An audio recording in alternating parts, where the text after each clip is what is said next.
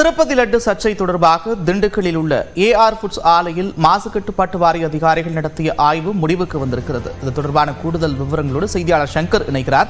Shankar, diary foods என்ற பால் நிறுவனத்தில் பால் தயாரிக்கும் கழிவு நீர் ஆய்விற்காக எடுத்துச் செல்லப்பட்டுள்ளன. இந்த ஆய்வு ஆனது சுமார் 10 நிமிடம் முதல் 15 நிமிடம் நடைபெற்றது.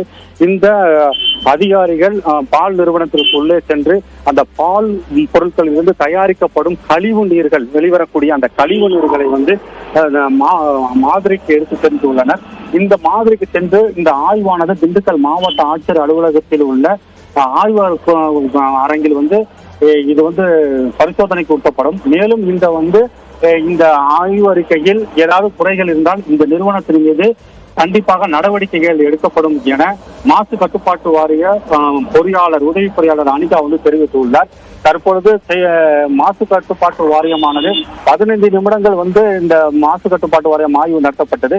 இதில் சில உள் பொருட்களில் இருக்கக்கூடிய இந்த கழிவுகள், அதாவது இந்த பால் மூலியமாக தயாரிக்கப்படும் அந்த உணவுப் பொருட்களில் இருந்து வரக்கூடிய அந்த கலப்படங்கள் செய்ய அந்த கழிவுநீர் வாய்க்கால் மூலம் வரும்பொழுது அந்த கெமிக்கல் ஆனது கண்டறியப்படும். அதனால் அந்த கழிவு நீர்களை எடுத்து சென்று இந்த ஆய்வுக்காக எடுத்து செல்லப்படுகின்றன.